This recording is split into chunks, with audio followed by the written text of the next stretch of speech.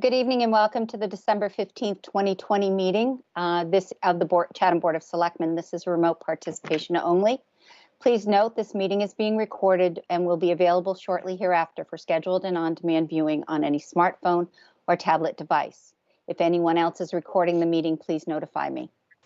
Pursuant to Governor Baker's March 12, 2020 order suspending certain provisions of the Open Meeting Law, General Law, Chapter 30A, Section 18, and the Governor's March 23, 2020 order imposing strict limitations on the number of people that may gather in one place, this meeting of the Chatham Board of Selectmen is being conducted via remote participation. Every effort will be made to ensure that the public can adequately access the proceedings as provided for in the order. A reminder that persons who would like to listen to this meeting while in progress may do so by calling the phone number 1-508-945-4410, conference ID 134-208-476#, or join the meeting online via the Microsoft Teams through the link in the posted agenda. While this is a live broadcast and simulcast on Channel 18, despite our best efforts, we may not be able to provide for real-time access. We'll post a record of this meeting on the town's website as soon as possible. So it's really important that we're able to conduct the meeting to the best of our ability tonight and to allow presentations to be heard and the public comments at the appropriate time. Before we start the meeting, I'm asking you to please mute your audio and disable your video until the time comes for you to present or comment. We will begin the meeting by taking a roll call of the Board of Selectmen to declare we have a quorum. Okay, Selectman Kokolas. Present. Selectman Metters. Present. Selectman Dykens. Present. Selectman Nicastro. Present. And of course, I'm present. So I declare a quorum. Tonight, we do not have any meeting minutes to approve, so we're going to move right into public announcements and agenda item request. And this is where you can make a general non-deliberative announcement and request an item to be considered for an upcoming meeting. We ask that you raise your hand on the bar. If you're on Teams app, just raise your hand if you'd like to make a public comment or speak out when I ask at the appropriate time. But for right now, I'm just going to turn to the board and see if anybody has a public announcement or agenda item request. Anybody from the board? No. Okay. Anybody from the public, please raise your hand or speak out. So any of the people on the phone wish to make a public comment or agenda item request? Announcement, excuse me. Okay. I see one. Elaine, go ahead. Yes, thank you. This is kind of a public, an agenda request. I had seen in the manager's report that Chatham Elementary is tentatively scheduled for December 22nd, and that the capital project prioritization is for December 29th. And I had written the Board of Selectmen to ask that those two agenda items be postponed until after the new year. I think to have a discussion about the elementary schools 2 days before Christmas is a little unfair and not really a good idea. It's going to take a lot of preparation for people. It's a very emotional issue. And I just don't think that we should be discussing that 2 years before or 2 days before Christmas. We're only asking for a 2-week delay. And then I think that should come first before the capital projects prioritization. So I would hope we would reconsider having those and let everybody enjoy the holidays without having to worry about the kinds of things that are going to have to be addressed on these two issues. Thank you very much. Thank you. Are there any other remote participants that would like to make an agenda item request or public announcement? Okay, I'm hearing none. We're going to move on then. And our first order of business is new business is to first hearing a COVID-19 update from Dr. Duncanson and our town manager. The public will have an opportunity to ask questions or comment after their presentations. So, Dr. Duncanson. Thank you, Welcome. Madam Chair. Good evening. Can everybody hear me okay? Yep. All right, let me, I know you guys have a full agenda, so I'm just going to dispense with the normal run through of the numbers this week and just really concentrate on the situation in Chatham.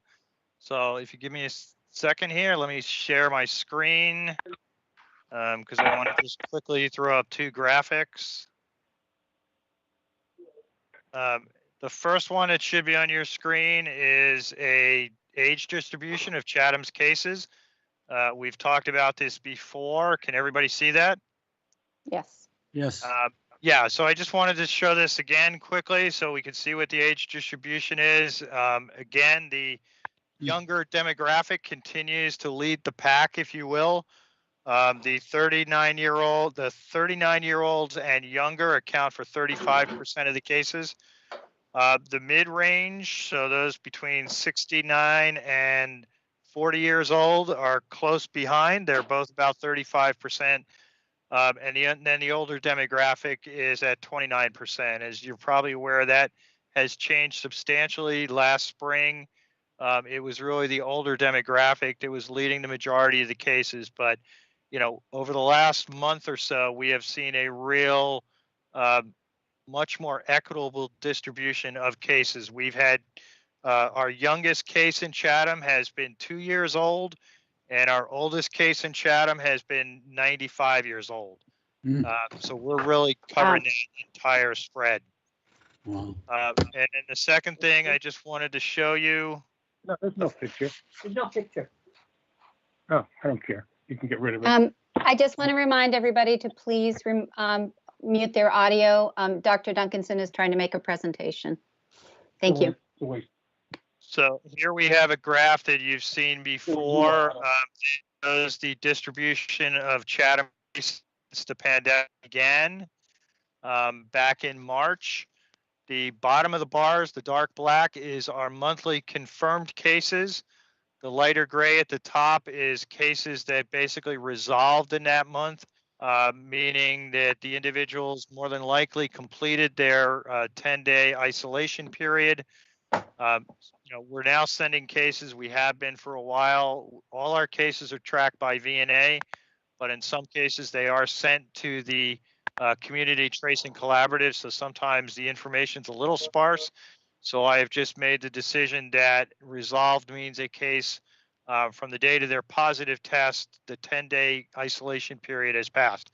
But I think the thing that's important to take home from this graph is look at November and December. And the fact that we are only partway through, we're at mid-December, if you will, and we've already had almost as many cases so far in December as we had in the entire month of November. So we are clearly seeing that after Thanksgiving spike, and we are also clearly seeing the surge that's affecting not only Massachusetts, but the U.S. as a whole. Last week at your meeting, we had a total of 59 confirmed cases. Today, we're at 65. So in a little over a week, or in a week, we've gone up, 7 cases, if you will. And that's the trend that we're seeing here. And you could tell by the red line at the top, we are seeing a slightly steeper slope to that line, indicating that our case count is going up more rapidly. So those were just a couple of the things I wanted to touch on today. And then 2 other quick things. The test sites are now open on Cape Cod. That was announced yesterday in a press release from the Cape Cod Reopening Task Force. So we now have testing sites open in Hyannis and in Falmouth, at the Barnstable County Fairgrounds in Falmouth, and also the Cape Cod Melody Tent in Hyannis. And that information is up. We have a link on our website to the Barnstable County where all the details are, what hours they're open, how much it's going to cost, as well as the phone number, because these are by reservation only. So you will have to call up and make an appointment for a reservation. But these will take asymptomatic individuals. So you no longer need the doctor's appointment. That's been the case for several months. Just keep in mind, and we reiterated this before, these are not state-sponsored stop the spread sites, so there is a charge for these. The nearest free stop the spread site is in New Bedford. We've been unsuccessful so far in getting one of those to the Cape for a variety of reasons. But if you have health insurance, your health insurance will be billed, so there'll be no out-of-pocket expense. If you don't have health insurance, there will be a charge because we're trying to make these sites last as long as possible. And then the other thing I wanted to just quickly touch on, we are expecting our first winter storm starting tomorrow night. It was recently downgraded even further than it was earlier today. So it looks like the Chatham area is only going to see 2, 3, maybe 4 inches of snow. But it is going to be a heavier, wetter snow. There will be the possibility of power outages. And so there may be questions about sheltering in the age of COVID-19. As of this afternoon's call with the Barnstable County Regional Emergency Planning Committee, there is no plan right now to open the shelters on the Cape.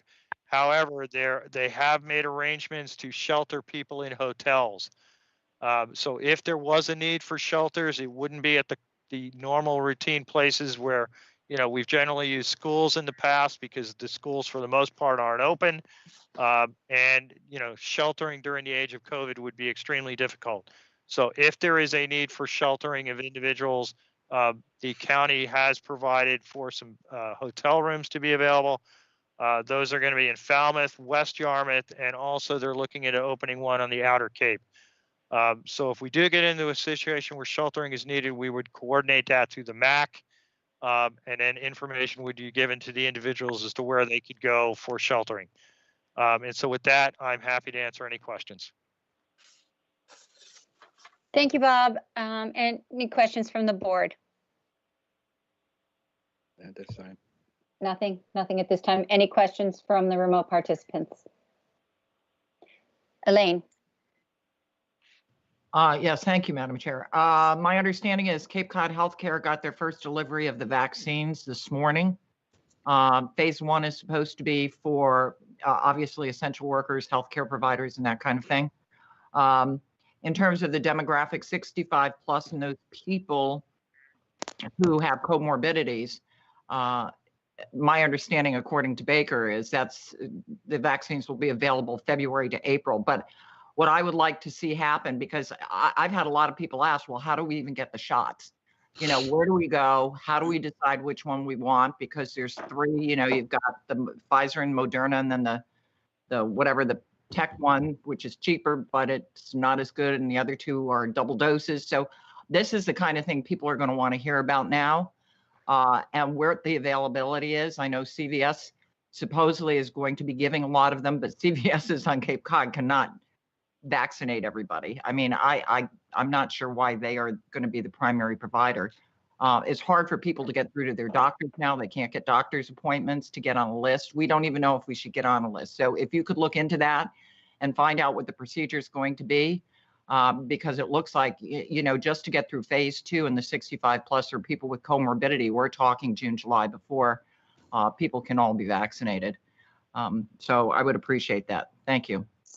So Elaine, just for your general information, all of that information is available through a couple of websites. The governor's COVID website has continued updates, and the Barnstable County website, it has information on the testing sites, who's doing them, and where they're available, and all of that. Are you talking? Those are. Are you talking testing? I'm not talking testing sites. I'm talking about actually receiving the actual vaccine. Well, when the vaccine comes, there'll be systems set up. But if you look at the governors, yes. Yeah, the state has an entire website set up strictly on the COVID-19 vaccine, where it's going to be available, when it's going to be available, procedures and all that. Right now, there is not a lot of information available in terms of, as Ms. Gibbs said, relating to the general public, but more information is going to be populated as the weeks go on. We just had our DPH call this afternoon. Right now, only hospitals have received vaccine for healthcare workers. Next is going to be the long-term care facilities, and that's where CVS and Walgreens are partnering to provide those shots. So probably starting in early to mid-January, there's going to be a lot more information for the general public. And we will make that information also available through the town's website.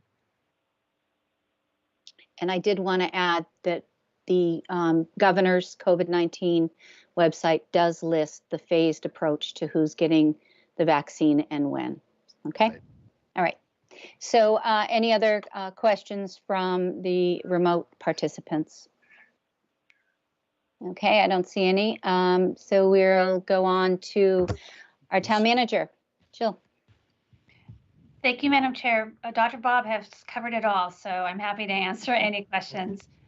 But I think this report covers everything. Thank you. Okay, any questions for Jill? Any questions from the remote participants for Jill? Okay, well, thank you both of you for your updates. Okay. Thank you. Thank you. Good night. Okay, so we're going to move on, and I just want to go over a few things as we start our agenda item, Council on Aging Facility Project Update by Project Team. And I want to go over the purpose of this discussion for tonight. We've received a lot of emails, and I just want to give you sort of an overview. We've been creating these thematics selectmen's meetings and forums for about 6 or 7 months now. And the purpose is to better inform the public and better inform the board or give staff direction in a more concentrated way. If you remember recently, we've had joint meetings with the Board of Health on COVID issues. We had a joint meeting with the Airport Commission on governance. And we've had a rather substantial affordable and attainable housing agenda meeting where we gave staff our perspective and directions to start moving forward with the desired community needs. So when we move forward into this discussion, I have to turn my video on, apparently. My video's off. No, my video is on. It's on. Okay. It's on. All right. Okay, I just got a text that it was off. So when we move forward into this discussion of major capital improvement projects requests for fiscal year 2022 and their priorities, we wanted to frame a discussion and to get an update as to where things stand with the COA project and where do we go from here to better inform the staff and to speak and also to speak to an agenda item request that Selectman Kokolas made, which he'll speak to shortly. I do want to remind folks that during COVID-19, the business of the town continues, and the responsibility to address the issues that we've put on hold is ours. And because we're accountable to the process and the goals and objectives we've established. And to arbitrarily say we are or not going to do something without a public meeting is not how it works. So we start where we left off because there's no place else we can start. We will discuss and deliberate the process in settings like this as a responsible and prudent method to vet projects put on hold during COVID-19 and to better inform us leading up to our capital projects priorities budget policy discussion that's planned tentatively for the 29th. The primary focus tonight is to reconnect with the planning process for the COA facility, which involves reaffirming or not the project track for 1610 Main Street. We will not be having a formal presentation. Jill will give us background and an overview, but Terry Whalen, our principal project administrator, and Joel Bargman, our project architect, and Rick Pomeroy, our owner's project manager, are all here to answer questions. But first, I want to just let you know that I've had requests from some of the board members wishing to make introductory statements prior to the presentation. So I'm going to turn to them now. So first, we're going to let Peter, Selectman Kokolas go, and then Corey, and then whomever else would wish to speak, I'll call on you momentarily. The other piece that I do want to say is that we will be allowing public comment and questions after the presentation by the board and then the public. So you'll have a chance to speak at that time. And I'll have further to say as we go forward. So Peter, would you like to speak? Yeah, thank you, Madam Chair. Given some of the emails that we receive, I guess I should mention that I did request tonight's focus discussion, and I'll give you a short synopsis of why I did it. And it's actually done at the beginning of our budget process earlier in the fall. And we were discussing the delayed warrant articles. Well, the COA, including many of the other, COVID delayed warrant articles, will require a determination on whether to include them in the next annual town meeting. As a Board of Selectmen goal, and obviously with the public attention that it gets, I believed and I understood really a decision on how to proceed with the COA warrant would be, one, it's going to be lengthy, and it's going to require updated information, and importantly, it's really a prerequisite, and it's a schedule issue, in my opinion, to broader discussions on setting of capital project priorities, as well as other equally, let's call them essential budget concerns like affordable and attainable housing. We had a discussion on that. It was a discussion. We had discussion on coastal resiliency. We have a very high a priority for Chatham 365 and our business economic urgencies. This is just to name a few. To put it simply, you think about it. In other words, our constrained budget, which we learned last year, emphasizes really the need for a systematic priority setting, and it shows that everything becomes more of a priority when you start honing down to reduce the budget. Now, yeah, I like to think of it as the elephant in the budget room that it has to be directly and fairly argued, given the positions of the public on both sides of it. And I have thoughts and a couple of questions on the information that we did receive in our agenda package. By the way, I think that it was a pretty good, comprehensive effort, and I appreciate it. But I'm going to reserve any of my initial opinions until after we've had some discussion and some thoughts within the board. So thank you very much, Madam Chair. You're welcome. Corey, did you want to speak? Yes, I would, Madam Chair. Thank you. First of all, well, thank you very much. I also want to thank you for taking the time yesterday to discuss this issue. I did, had to vent my frustration with the timing of this. I'm always sensitive about having these type of issues just before the holidays. And especially in light of what's going on with the Chatham Elementary School discussion. So I thank you for discussing that and putting some relief in some of my thoughts on where this meeting was going to go tonight. Clearly the coronavirus has put everything and everyone, inside out, upside down, twisted sideways. I mean, we are operating in a new norm. That is an understatement. I do want to be very clear. I personally support a new COA.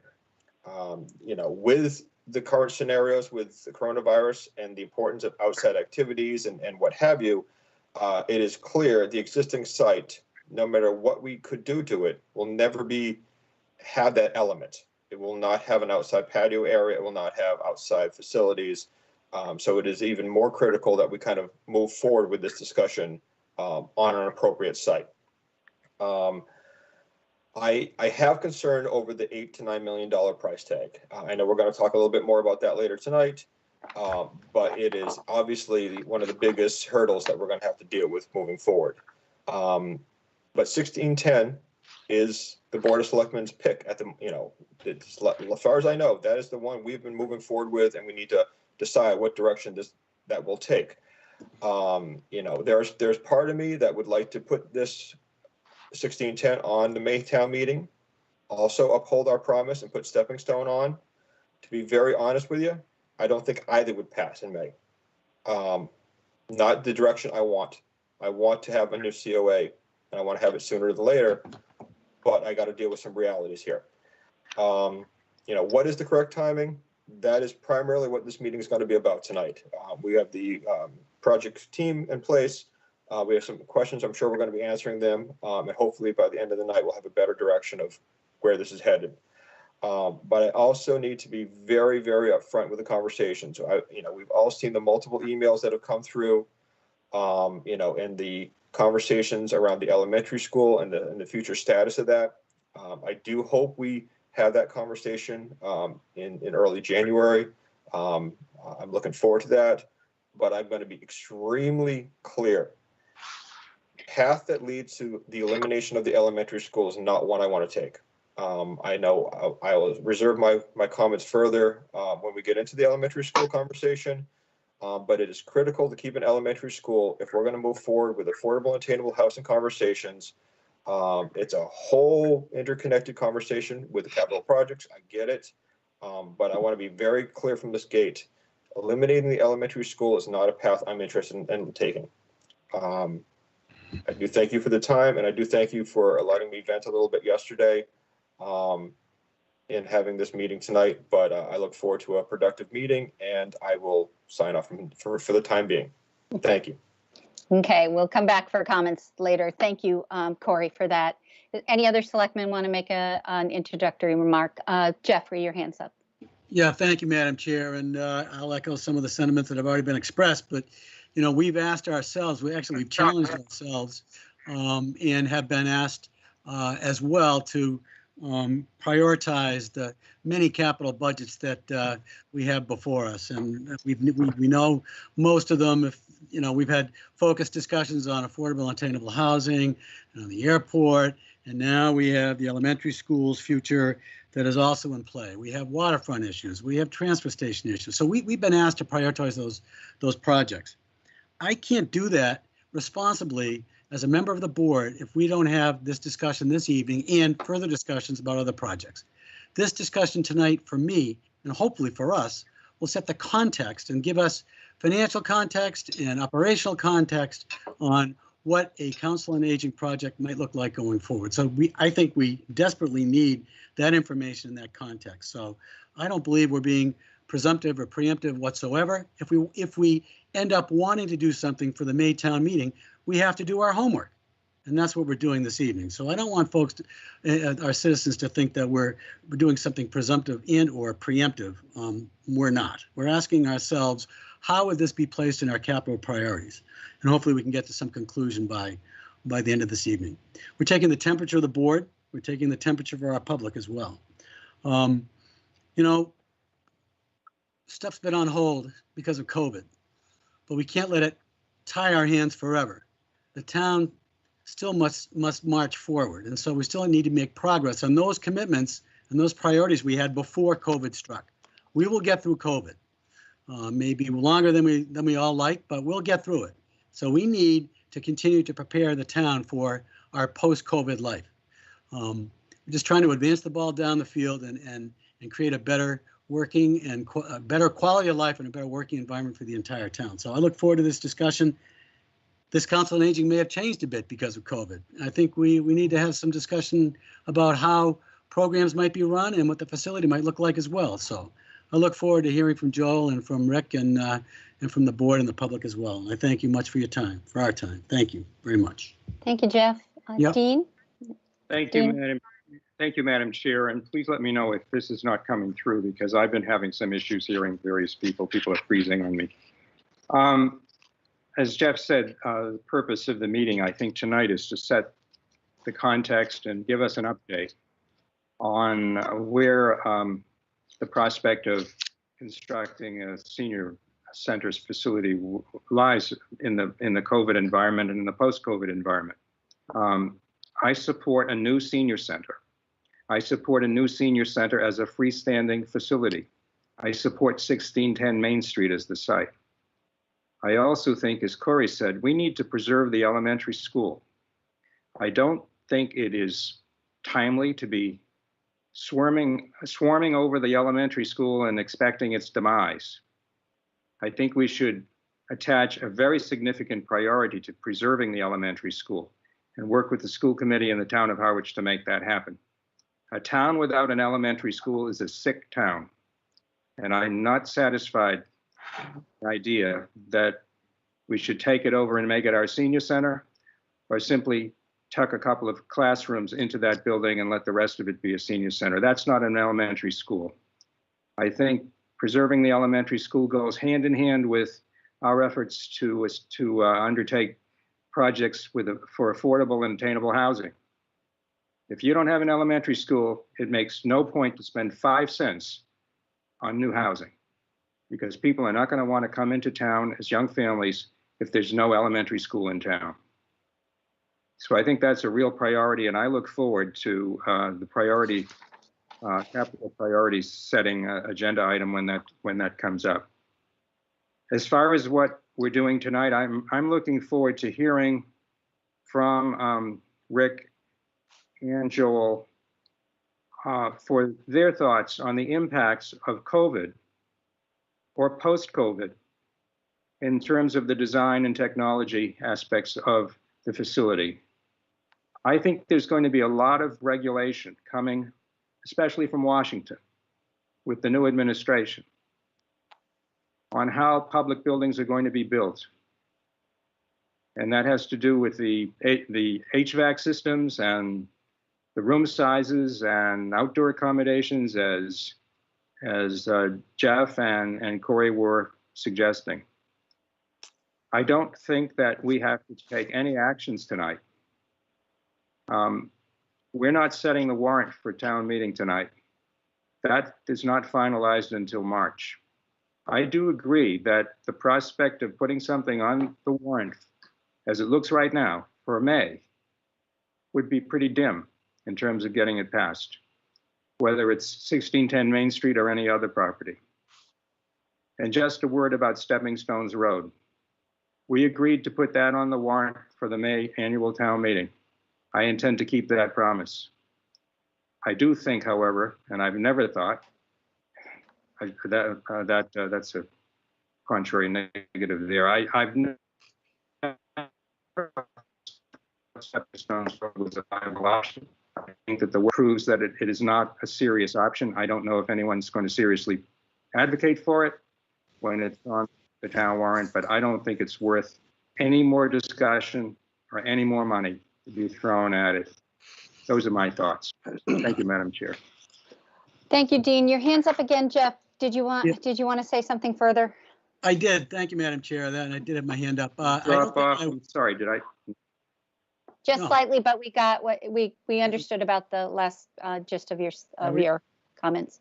Yeah, we heard you, Dean. Shireen and everybody, I just wanted to be really clear about the elementary school. I feel very strongly, as does Selectman Metters and Selectman Nicastro, that we have an elementary school in this town. And it may be a bit of a different look elementary school, but we need an elementary school in this town, especially if we're going to invest in affordable and attainable housing. So I am incredibly committed to the elementary school. And I agree that it should not be held in abeyance, if you will, as a potential council on aging site. We'll figure out the elementary school. We got to have one in this town. It's the hallmark of a town. And so we got to have one. If we have a prayer of keeping young people in this town, we need our elementary school. I also want to go on record as saying that I support a new council on aging and have supported a new council on aging for quite some time. We have kicked this can down the road for a decade. And it may take some more time, and folks may need to be more patient, because I agree that next May probably isn't the time to ask for a large capital expenditure. However, I think I remain committed to a new community, to a new council on aging, I should say, and it may be a little different council on aging, and that I hope we'll get some insight with respect to that tonight. So I just wanted to be clear. Thank you. Jeff, and for everybody's information, we are next week tentatively scheduled to hear from Superintendent Carpenter on his Monroe Regional School District assessment of the Chatham Elementary School in relationship to the survey that they conducted. So there's no doubt in our Chatham 365 that we supported keeping a school in this town as an important, viable entity for a healthy, sustainable community. So I totally agree with everybody. Dean, your hand is still up. I don't know if you still want to comment, but Peter, and then we'll move forward. Go ahead, Peter. Yeah, thank you, Madam Chair. I think I said I'd wait till we had some more discussion. I think I've heard the discussion, and let me echo what was said before. I was a member of Wright's 365 Task Force. It is crucial. It is just critical that we maintain an elementary school. I'm with Corey and the rest that a town without an elementary school is a hollow town, and what that means is we give up on trying to bring young families into town, and what we'll end up with is a 55 plus community, and that's fine, if that's what you really want, but we cannot do that. I'm going to hit quickly on a couple of issues too, on stepping stones. We did not support that citizens petition, and I have to admit that I initially thought it might have been an available option. But I changed my mind because of its after seriously, in my opinion, looking at the appropriateness of the neighborhood location. But I did support the $75,000 for a supplemental feasibility study, which the supporters, they stated that they needed to provide a proper comparison to the West Chatham property and support promises for a better location. And what was the results? Unfortunately, it was not very favorable, in my opinion. Significantly, Stepping Stone has a higher cost over 1610, and its potential location on school properties not supported by the Monomoy School District, and then the same people are still there.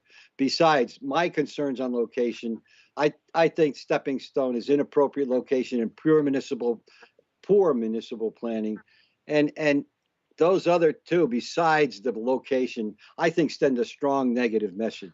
Now, on our budget concerns, where we are in general, I do support 1610. I'm on record for that. I believe that once again, depending on how we want to move forward, we can talk about what needs to be done. And I'm going to bring up a comment later on that may be risky, a little more risk, but I'll wait till after we get through the discussion. We have a bid in hand option, which is one thing that I asked to look at, and that came out a little different than I expected. And we have, do we delay it now or do we wait till later? I just firmly believe that here we are. Once again, there was a delay of a 10-year COA continue to delay a COA requirement. If it's a real problem on how we're going to proceed with the budget, like we did last year, COA was delayed, and we may have to do that again, but I certainly want to look at all the options that are available to us and what the impact is on the budget. Thank you, Madam Chair. You're welcome, Peter. Okay, so we're going to move along here. And I just want to, again, reiterate that we're not having a formal presentation. Jill's going to give us some background and an overview, but Terry and Joel and Rick are here to answer any questions. Okay, so after we hear the presentation, we'll turn it back to the board for some questions, and then we'll do some questions from the public. We've received a number of emails with a variety of opinions on the COA. And since this is not a public hearing, we will not be reading the emails for the record, but they will be included in our meeting minutes for the our minutes on this meeting. So for right now, I will turn it over to our town manager, Jill Goldsmith. Jill. Thank you, Madam Chair. My video stuck, so I'm sorry that it's off right now. So the board has pretty much laid out what the discussion framework will be, and I'll just add to that. While an update was requested for tonight, the board and the staff are well aware of the continued fiscal uncertainty and the community impacts of COVID-19, which will certainly lend weight to your ultimate decision. So tonight, we had planned to resume a review of the project since it had paused on May 4th, 2020. And the staff report that you have in your packet includes a recap of the 2020 project milestones. So to provide you some context for reviewing the options and posing questions to the project team who are present tonight, who have acknowledged, to assist in determining how and when to move forward with the project. I want to make sure that we do allocate time for the project team to talk about any COVID changes that will need to be made to the design, and we'll certainly get into that. But we framed the staff report to have three primary topic groupings, and one is an ATM 2020 target or beyond, and that would be to seek full design and funding, and also requires a zone change article and a debt exclusion vote. And we can talk more about that, including some current activity with a recent Sandwich COA project. The other item that was requested is a bid in hand approach, which is essentially a two-step process of seeking funding. So first for design development and then construction, and a series of ATM votes that are usually about a year apart.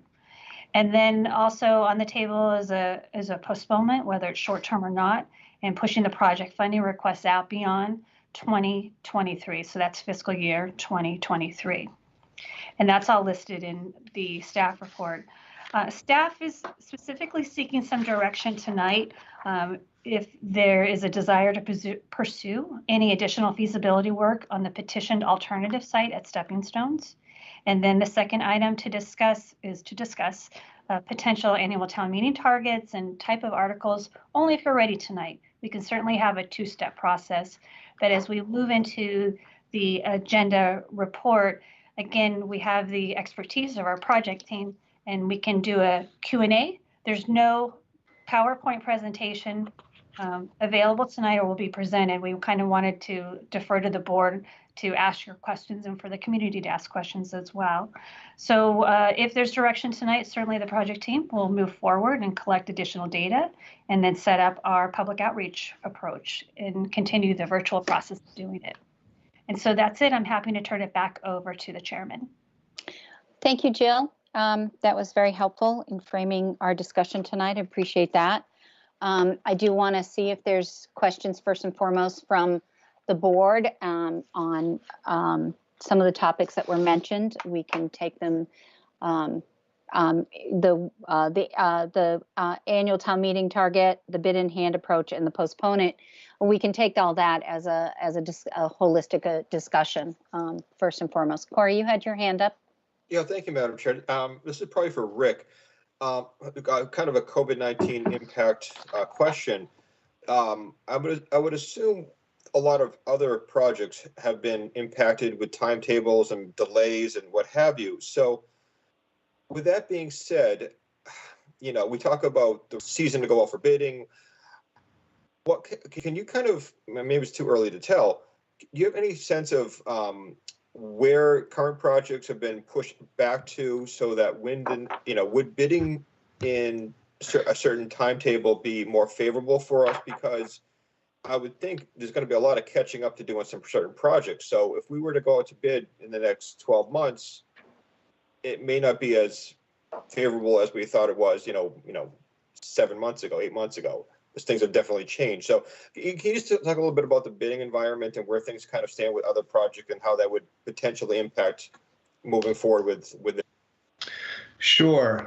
Good evening, everybody. It's nice to see everyone, and I hope everybody is healthy and safe. So it's a bit of a crystal ball approach right now to answer your question, but we certainly saw a severe drop-off in 2020 with the progression of projects, primarily in the feasibility and appropriation stage. Chatham, like a number of other communities, put things on hold. There were some communities that continued moving forward. So the communities, either they had funding before COVID came into play, or they proceeded with their town meetings in the spring. But I would have to say that there's a considerable drop-off. So what we're looking at for 2021 bidding environment and the latter of 2020 is we're seeing things very aggressive. We've received, in the last month, we received one project that was about 12% below estimate. We also have a project going out to bid very shortly, and we'll know better how things fall out in the next 5 to 6 weeks. But everything that we have seen so far has been very aggressive. That having been said, as we start emerging out of COVID and we start seeing communities re-energizing their capital needs, we're expecting to see things ramping up in 2021 with the design and bidding process. So it's very hard to tell exactly what the end of 21 and into 22 will look like. But at this point, we're feeling that it's going to be fairly aggressive. In other words, or I should say, it won't be aggressive as far as the bidders go. I think there's going to be a lot of projects on the market for bidding, and so the numbers will be less favorable. But that's just an opinion at this point. We don't know. We'll know better after probably get into 3 or 4 months of 2021. Joel, I know that you're actively involved with a number of projects as well. How do you feel? We're seeing the same drop off that you explained. We had a project right during the heat of COVID in April, and that was 20% below the estimates. And so that 10 to 20% range that you mentioned is about what we're seeing. So I know that doesn't help you much, Corey, No. because we don't, it's hard to tell what we're going to be looking at as we go into 21 and 22. But what we do see is that although bidders are being aggressive at this point, there's no guarantee that that's going to continue. Okay. I mean, it's pretty much the response I expected. I'm well aware that project, material costs on certain areas is going up, and availability is always going to be a factor, and maybe more so right now. But no, thank you for the response. All set, Corey? For now, yes. Okay. All right. Peter, you had your hand up for questions. Yeah, thank you, Madam Chair. Nice to see you two guys again. Welcome. I'm going to go just beyond Corey. This is the way I was looking at how we wanted to proceed. The bid in hand came out a little bit higher than I expected, especially given we're breaking it up. But I came both from a private background and some of the at a federal background, and it works there. I'm having second thoughts on whether or not a bid in hand would make sense to have to go to town meeting twice and then risk $700,000 on the second town meeting. So I'm a little concerned there, unless you have some other thoughts on it. The other one I have fits in with what Corey said, and it goes a little bit beyond that. And I don't think, like you said, you're guessing, and well, maybe we can polish the silver. Well, anyway, polish the look ahead at how we can do things. There, like you said, there's no certainty, and there's definitely risk. But when you look at the future, with a vaccine coming and so forth, and just to parrot what Jeff said about, we have to look to the future and what's best for the town if we can, and without municipal funding, without going too far. And I'll get to the point. It seems to me we have an opportunity to have a conversation on what we feel and how much risk is involved with FY23 and beyond. Here's my point. Just hypothetically, we approve a COA facility in May of this coming year. The funding, the requirement of funding, normally, as I remember, the funding doesn't really hit the budget until another couple of years. I mean, you start with a smaller amount and then it gets bigger. Okay, that's one. If we wait a year or something a little less than a year, which is a special town meeting, when things start picking up, and assuming then it gets approved, then what's the budget impact then? Just even if it's just assuming some sort of normal escalation. So, does it make sense to try and do something early, or do you wait and then you wait and you wait and you wait, and we're 10 years and 11 years and the cost just getting higher and higher? So that's where I'm having a problem with. As much as I wanted to see a two-step, I thought that'd be a great way to get in with a couple $100,000. Well, it's not a couple hundred, it's $700,000. So anyway, I don't know if you can answer that, or if there's a way to look at that over the next, take a look at it over the next couple of months or so. Go ahead, Rick. Yeah, go ahead. You, Madam Chair.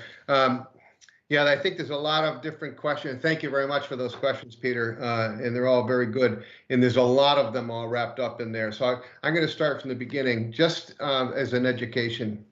And I don't mean to patronize, but the bid in hand approach, we have found a number of communities rely on that because there was a good amount of skepticism within the voters that they didn't believe they wanted to see exactly what it was going to cost, and the best way to determine exactly what it's going to cost is to have a bid in your hand. And so the communities were willing to make the investment so that they could go back to the voters with exact information on the bid. And the town of Orleans was very successful with that. We did the Orleans police station that way. The voters were not willing to vote on an estimate. They wanted to vote on a bid. So, and that went quite smoothly. The problem with that is that you have to time it perfectly so that you're presenting it at, in most cases, it would be an annual town meeting.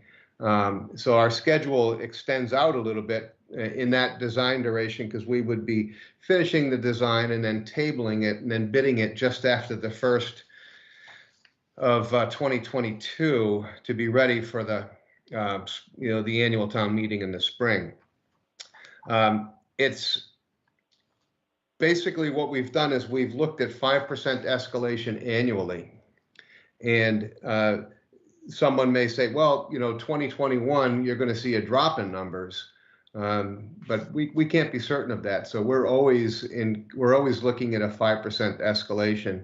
And so I think it would be safe for you to assume, unless there was some really big adjustments in 2021, that every year that you put it off, your escalation or your project cost is going to increase by somewhere between 4 to 5%. We saw that with the fire station. It was put off a couple of years, and that the town was not willing to increase the number, so the size of the facility had to be reduced. And we see that in a lot of communities. It's a difficult decision. So the bid in hand was an approach that we thought may help the deliberation, but it's not the answer. It doesn't work for all communities. Peter? Yeah, just Madam Chair, and it's probably not Rick's or Joel's point. Maybe it's our local staff. If we were to look at it, I don't put an untold burden on, but what the impact would be if we were able to get a COA approved in May, and what the impact would be if it was approved the year later, May 2022. That is, the yearly impact to the budget, and it can be generalized. I don't want to go through an extensive discussion, but it may be. Then we'd have to put in the risk factors of what the costs are and what can get approved. Maybe, I don't know. Maybe that's for Jill. Jill just popped in, so maybe she can give us an oversight. Yeah, there's always a delay. There's a short-term borrowing, and then we go out to bond. I know Alex is on this call. She can tell you exactly when it would hit the tax rate, but usually there's a 1 or 2 year delay. So Madam Chair, if you don't mind, if I defer it over to Alex. Absolutely. Alex, welcome. Thank you, Madam Chair. Yeah, again, it depends, as the town manager said, on when the construction starts, and we would have short-term borrowing probably for the first year during construction. So if we did the bid in hand, then we'd go out and or are you talking about the whole project and then just delaying it, getting approved for a certain amount, amount? The whole project. Yeah, again, that is risky too, though, as Rick Palmer said, with an escalation, we'd have to build that in to that first year with the delay of another 5% escalation going out. But yeah, we could short-term borrow for the first year of the construction and then borrow the whole amount later on. But again, it's hard to know exactly without having the numbers in front of me and the time schedule to go through and say what the impact would be on the budget. Right now, 1 penny on the tax rate is about $75,000, depending on the project and how long we go out to bond for. Yeah, I understand. I was just, I've looked at the way the budget normally come up and the way they hit, and I'm trying to, in my mind, at least trying to look, if we're looking to the future, and the vaccine is out, and assuming we it's assumptions here, assuming that things get better, and we're all a year from now, maybe coming close to being, back to the new normal, because it's never going to be like it was before. But we're out and we're eating and we're doing all those good things. That's a year or two in advance. And for us to get there, we have to do something now, or we wait and then all the escalation costs come up and then we do it then, and then the hit doesn't come to our taxpayers and to all of us until later. I'm looking for some sort of a balance. If everyone, if it's in a year and we're going to raise taxes by a whole bunch, I'm not for that. But if we can moderate that tax over a year or two, and then we find other places that we have more income, because I hate to put it this way. I mean, our housing prices are going up, so we're going to have more income. I'd rather put some of that back in the pockets of the public, but at the same time, we might be able to use some of it to do the critical things that we need to do for infrastructure, to COA. Half our people, I'm not going to go through a preaching contest, but it is a priority. So what I'm trying to do is think of, if it's approved, we're really not going to see this year. We're really not going to see a hit to the taxpayer of a great amount until later on, maybe. And trying to quantify that, I'm trying to quantify in my head, and I understand we have to have a variation of risk and all of that, but it'd be interesting to know what that might be. Alex, did you? Yep. Thank you, Madam Chair. Yes, it would hit, if it's approved in 2021, usually we'll borrow beginning 2022, FY 2023. So again, looking at debt drop off, because I do have that here. So in FY 2023, we have debt drop off of just over $200,000. So we try to plan these projects in to permanently borrow when we do have the debt drop off, to not impact the tax rate.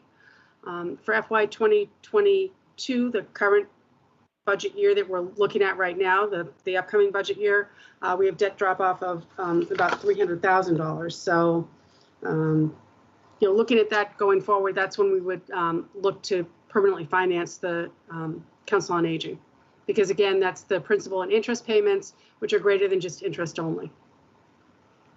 Thank you. Okay, Thank you, anything else? Okay. Jeff? Yes, thank you, Madam Chair. I have a couple of questions for Joel in particular. Joel, we planned this and designed it, pre-COVID.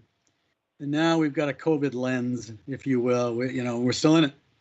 But assuming we do come out of it and we get a vaccine that's effective and we can start socializing again, what have we learned from COVID that has impacted the nature of the design of the Council on Aging that we had planned for 1610?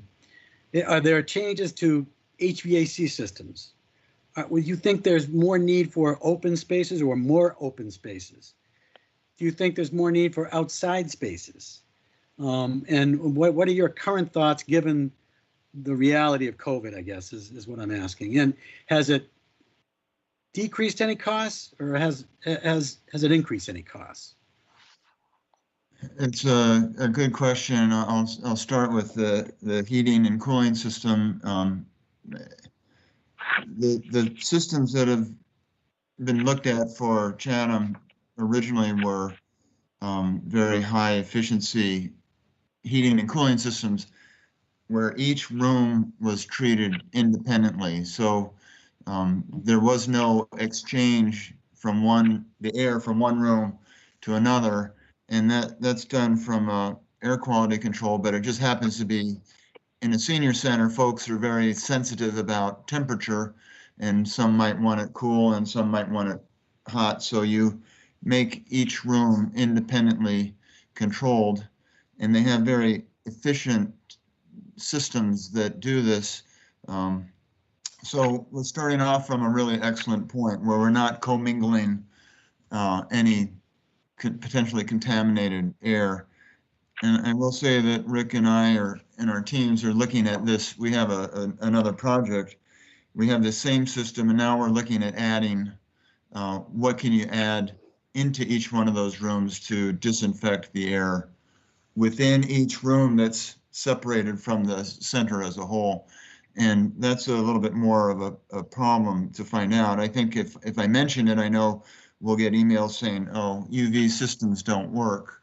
And that's correct, but there are new, in fact, brand new. I just got the brochure and it's available starting next year, germicidal ultraviolet systems that can purify the air while occupants are in the room, because the ultraviolet is hidden from the occupant's view. So we're looking in this other project of adding this to the VRF system that's already a very high starting point.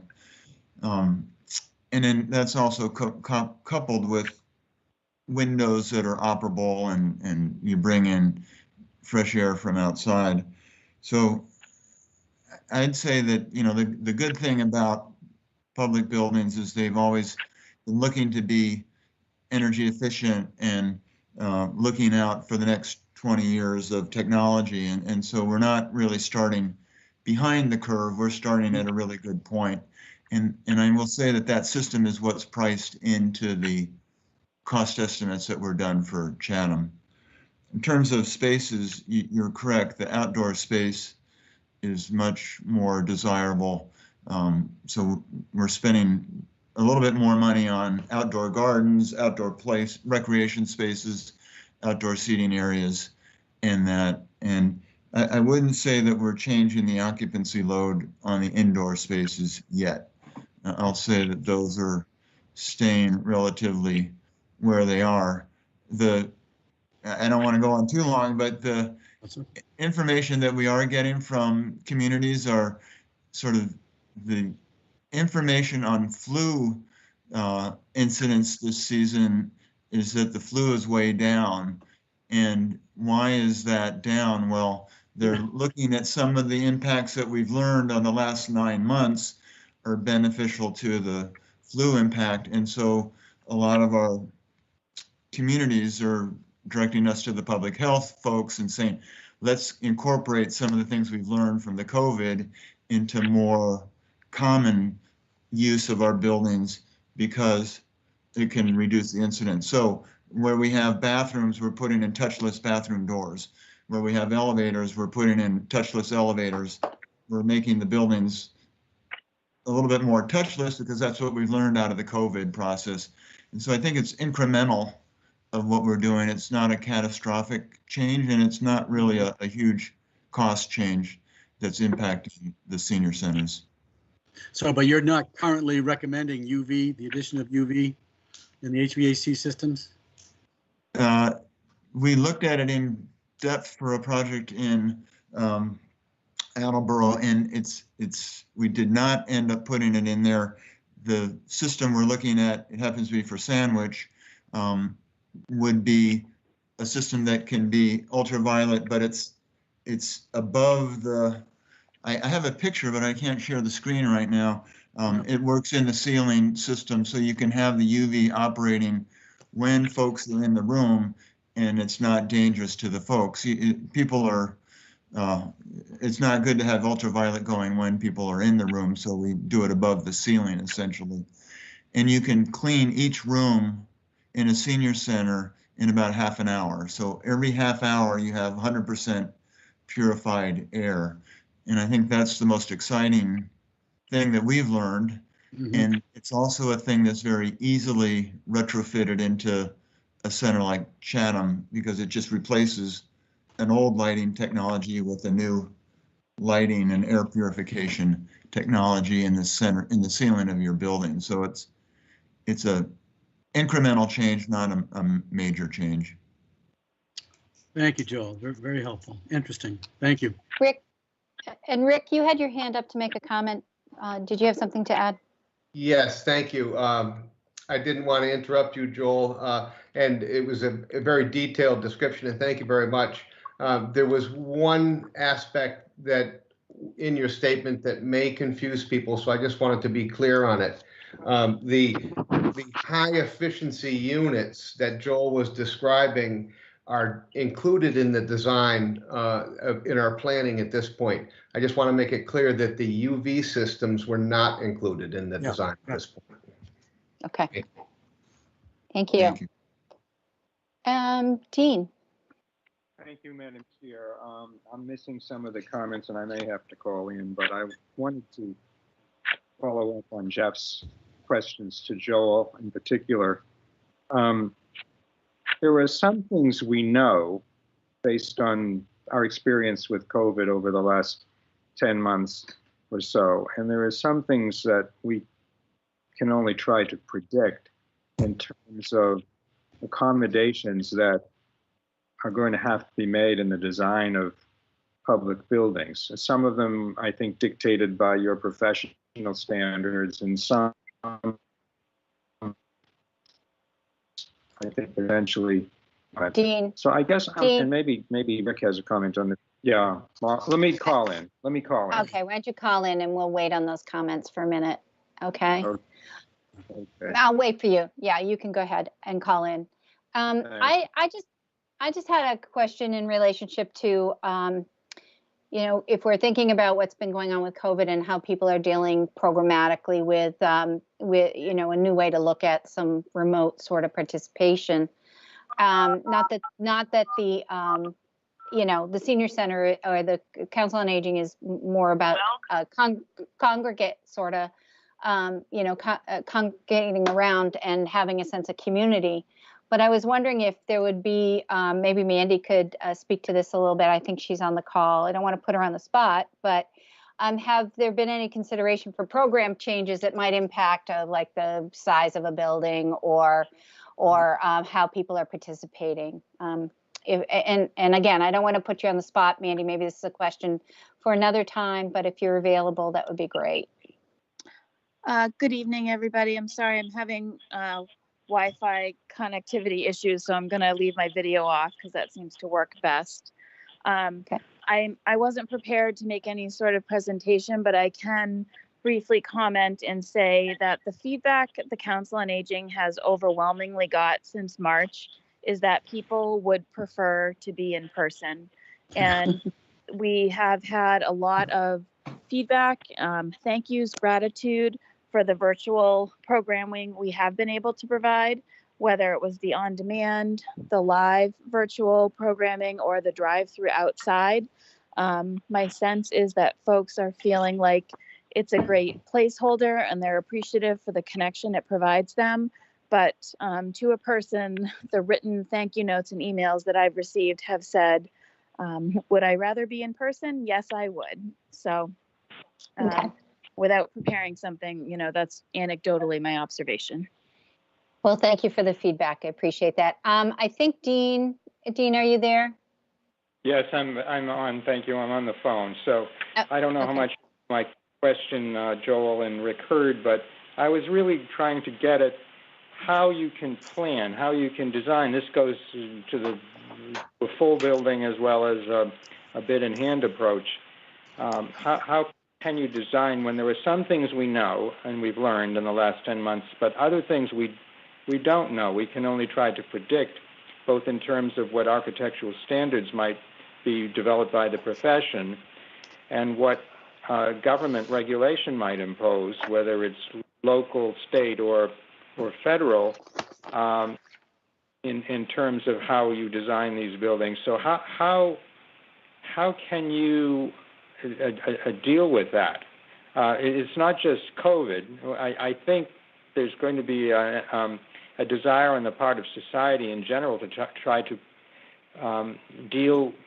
put systems in place for dealing with any kind of future pandemic, not just a recurrence of this particular virus. So you've mentioned some things, Joel, that are already in the building design in response to Jeff's questions. But we have a model that you put together for 1610. It was used also for stepping stones in the working group. But what adjustments would have to be made, and do we really know how many adjustments, or what the full measure of the adjustments that are going to have to be made at this point? This really goes to the issue of when this goes forward to town meeting in a form that would be acceptable by the townspeople? I don't know if I have an answer for that because we don't know what we don't know. But Joel, from an architectural perspective, do you have you been voiced with that question before? I don't want to. The codes were not completely ignorant about the possibility of a pandemic. That we have a new energy code in Massachusetts as of November, and the code has a much higher level of recirculated fresh air from outside. The indoor air quality requirements are higher than they were. The codes have been drifting in a direction of better indoor air quality for a number of years, and that's in response to these issues of, increased health consciousness of folks. And I think the government's been pushing for this, and I think they'll continue to go to increase those standards. But I don't think that we're starting from a point 30 years ago. I think we're starting from a point that's learned something from the Ebola crisis and from other pandemics, that folks have been aware that something might be around the corner.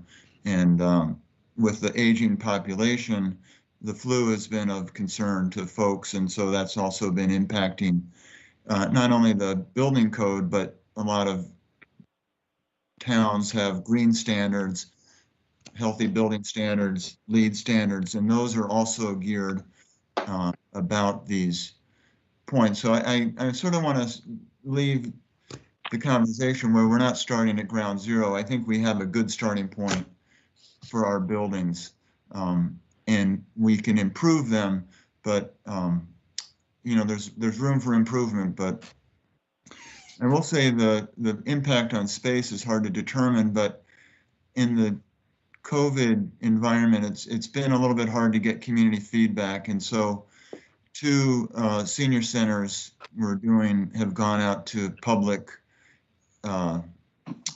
survey, and the response has been unbelievable because everybody's home. And the response has been sort of consistent on adding outdoor events such as walking, fitness, more of the outdoor components to a senior center, not reducing the indoor components, but increasing the healthy outdoor events that you might have for seniors. Does any of this impact the model that was put together for 1610? Do you see revisions that are going to be necessary or advisable? I think in general, I think the model still holds. So I'm not seeing that the need for program spaces or the need for the kitchen or the need for these other rooms is changing. And, I'll say that, we've been designing a number of senior centers through this. We've been planning, and they're not radically changing their approach. As I mentioned, they're sort of just supplementing their outdoor walking tracks, fields, those kinds of things for their centers, but they're not radically changing the indoor requirements. Shireen mentioned the town of Sandwich. Does anyone want to update us on that? Because I'm curious to hear what the information is about that. Sounds like you're involved in that, Joel. Yeah, and so is Rick. So that project was funded prior to COVID, but we only started designing it in I guess March, and I think it's a good example. In fact, the first meeting that we had in person on that project was last week. So we went through an entire programming community process, design process, online and remote, and that building was funded with a gym. So it's a senior center and a gym. And I will say that that's sort of a very popular change. City of Newton's doing the same thing, senior center with a gym, sort of an indoor reaction to that, what I mentioned, the desire for more outdoor or active exercise spaces for the seniors. But I don't think that the indoor programmatic spaces, so the learning center, the recreational center within the building, the kitchen, the fitness rooms, those of the Sandwich Senior Center, the Newton is also a center for active living. Those haven't really changed in the COVID environment or the post-COVID environment. I don't know, Rick, if you want to add to that. You know, it's been a finger on the pulse the whole time, and the programming aspects of it really haven't, as you indicated, haven't changed much from the original go-around. We are excited because it's out to bid. It's going out to bid the end of this week, and we'll have some real figures in the next month and a half, 2 months. We're bidding it through the holidays. The community what they have found is that some of the strong desires were making sure that we had more audio-visual capability in the particular rooms, so there could be interaction or people could watch things from home. But it hasn't changed how the facility is going to operate. It's more how we can link what's happening at the facility with the individual that may be home or used to being home. So it's actually drawing in more people in that fashion. But they haven't recognized a need to reduce the population that's going to be utilized in the facility or change the operation in any way. Last question, is Sandwich full construction or is it bid in hand? That is full construction. That was voted and approved the entire budget a year ago. How much did they vote to appropriate? It's just over 17 million. Thank you very much. Thank you, Shireen. I have you on television, but I'm listening to my phone. If I may, that through you, Madam Chair, I want to correct that. The total appropriation was 17 million, but that included.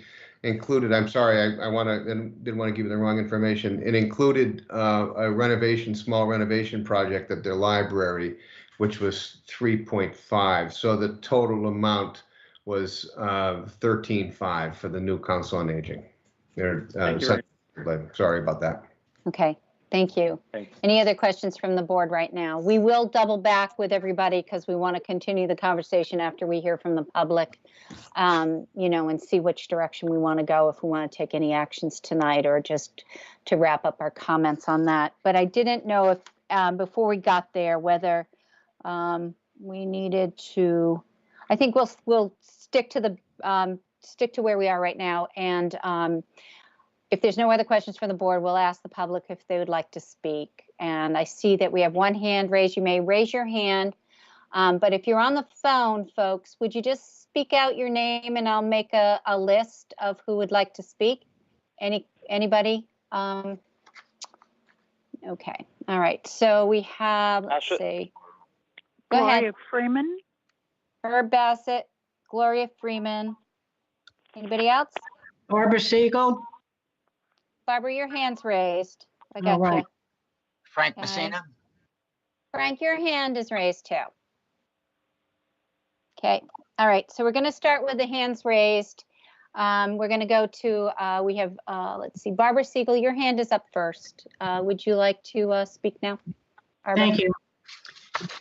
I strongly support moving forward now with seeking full funding at the May 2021 annual town meeting for the 1610 Main Street site for both design development and construction funding. The May 2020 estimate for the new senior center at 1610 Main Street was $8.2 million. It was agreed by all due to the pandemic that the article not be presented in 2020. In 1 year, the cost has increased 8.75% with a projected cost of $8.9 million. If approved, at the 2021 annual town meeting, construction would start in 2022 with a 14 to 16-month project completion. The $8 million project will be bond funded with payments spread out over 30 years or maybe 20 and not paid out with current revenues. In addition, a bond would not be secured until halfway through construction, possibly January 2023. If the bid in hand approach is selected, limiting the annual town meeting to just seek design development funding, the total cost of the project would possibly increase another 8.75%. For a total of 9.7 million. Similarly, the third option is short-term postponement escalates the project deferral out to 2024 and beyond. Do you add 8.75 cost increase for each additional year? Will we still have donated land in 2023 or search for the land will start all over again? Thank you, Madam Chair. Thank you, Barbara. Okay. Any, Elaine, you're next. Thank you, Madam Chair. This discussion actually took a totally different turn than I had expected. I thought that Pomeroy and Barkman were going to be talking about changes to the building structure and design, not just minor things like, you know, automatic door openings and ventilation systems. We are in a totally different situation than we were a year ago. No one could have ever predicted where we would be today. And because of that, priorities have necessarily changed because of outside forces beyond our control. And the proponents of the Council on Aging have to recognize that. We can't see into the future. Barkman and Pomeroy were talking about Falmouth and saying, well, they have decided not to change anything. Well, that's counterintuitive. We are being told on a national level that our lives have changed, and they've changed for a long time. At minimum, there should be no decision on the Council on Aging, regardless of the location, whether it's 1610 or Stepping Stones or the elementary school, until this pandemic has passed. We have absolutely no idea when the vaccines are going to be available to the public, of the long-term health implications for seniors. They could be ongoing. And if or when it will ever be safe for elderly people to congregate, or even willing to congregate. They may say, okay, you're safe, but there are a lot of people I've talked to, they are not going to change overnight and say, I'm going to go and do chair yoga in a group with 20 people. They're just not going to do it. That's what's going to determine the ultimate size and type of space needed and the location. And that's what I thought was going to happen tonight. I thought we were going to be told, you know what? We don't need 4,350 square feet of program space. What we need is outdoor space. We don't need a 650 square foot teaching kitchen because the laws may never allow you to actually have groups of people in elderly facilities, senior centers, preparing food for each other. It may have to, it's going to be totally controlled by outside forces and legislations. I think it's totally financially imprudent and tone deaf to even consider spending $9 million, regardless of the location, when many residents are on fixed income, they're still out of work with no end in sight, and they're the ones that are going to bear the cost. And the opening statements, with all due respect to the Board of Selectmen, when you everybody said the Chatham Elementary School has to stay. I have always been a proponent of that, but that's premature. The superintendent hasn't even made his presentation yet, and it's pretty compelling that, you know, the numbers are going to decline, but the costs are going to go up. And I want to spend my money, and taxpayers do, for that money to get to the children, to their programs, to their better education, not the building. And so I think it was premature to do that. I think that you're dismissing what's in the best interest of the children before you've even heard it. It's not as simplistic as that. We're talking about what is best to give our kids the best education, and we have to be realistic. So I would hope that, you know, there are many things we could do. If the population in the school is declining, that's a 54,000 square foot building. The Council on Aging only needs 10. We could still have a school there, a really viable program there, whether it's Harwich and Chatham or some other thing that we haven't even thought of yet, and the Council on Aging there, because what we need is more outdoor space. I think it's going to change. The whole idea of a Council on Aging is totally different than we thought it was a year ago. We are not going to have people spending time together enclosed in spaces exercising. It's going to be outdoor space. And the elementary school has tennis courts, outdoor space, fire department, walk to town, the community center. So I would hope you don't dismiss it out of hand until we see what's financially best for the town, the kids, the Council on Aging, and the fact that we can't have a 54,000 square foot empty building in 3 or 4 years. Okay, thank you very much. Okay, thank you. I do want to remind everybody the public comments are limited to 3 minutes per person. I will try to accommodate everybody in a respectful manner going forward. So let's see. Herb, you had your hand up next. Herb Bassett. Thank you. Can you hear me? Yes, I can. Okay, good. Number one, it's good to see Rich and Joel again, even though you can't see me. I'm glad to see that you have made it through. And hello to Barbara Siegel. It's good to hear her voice, too. My wife and I are gratified to see the Board of Selectmen's commitment to keeping an elementary school in this town. It really is important. I keep hearing people wanting to go on about Stepping Stones Road. You know, this is not politically correct, but Stepping Stones is like beating a dead horse. The school committee has not made any changes, and they're unwilling, apparently, to change their sense of giving up that piece of land. I think the last election with the two people who were defeated proves that. I still support 1610. I do think it might be a hard sell, but once people do have the vaccine and we are able to congregate again, a senior citizen center will be more viable.